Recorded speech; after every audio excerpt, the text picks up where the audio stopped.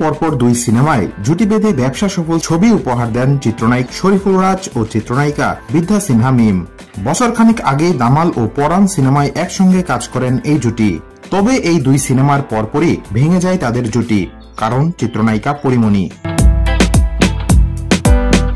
এই নায়িকা একটা সময় স্বামী শরীফুল রাজের সঙ্গে মিমের বিবাহ বহির্ভূত সম্পর্কের অভিযোগ তোলেন, যে কারণে শরীফুল রাজের সঙ্গে পরবর্তীতে সকল কাজ থেকে নিজেকে সরিয়ে নেন মিম। এক নায়ককে কেন্দ্র করে এই দুই নায়িকার মাঝে সৃষ্টি হওয়া কোন্দলের পর কেটে গেছে প্রায় 2 বছর। এর মধ্যে কখনো একসঙ্গে দেখা যায়নি পরিমণি ও বিদ্যা সিনহা মিমকে। যে স্বামীর সঙ্গে নায়িকাকে জড়িয়ে অভিযোগ তুলেছেন পরিমণি, সেই শরীফুল রাজের সঙ্গেও সংসার জীবন দীর্ঘস্থায়ী হয়নি অভিনেত্রীর। 1 বছর পরই বিচ্ছেদের পথে হেঁটেছেন এই দম্পতি। তবে এই দুই নায়িকার ভক্তদের জন্য রয়েছে স্বস্তির খবর।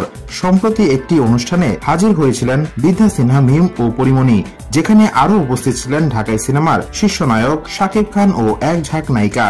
এই অনুষ্ঠানেই প্রায় 1.5 বছর পর আবারও কথা বলেছেন পরিমণি ও মিম। অতীতের সেই ঘটনার জন্য মিমের কাছে ক্ষমা চেয়েছেন পরিমণি। নায়িকাও অভিমান টিকিয়ে রাখেননি, সবকিছু ভুলে পরিমণিকে ক্ষমা করে দিয়েছেন তিনি। এ বিষয়ে বিদ্যা সিনহা মিম বলেন, অনুষ্ঠানে হঠাৎ করে এসেই পরি আমাকে জড়িয়ে ধরে, এরপর পূর্বের সব ঘটনা ভুলে যেতে অনুরোধ করে। সবকিছুর জন্য সরি বলছিল। মানুষ মাত্রই তো ভুল হয়, তাই আমিও ক্ষমা করে দিয়েছি।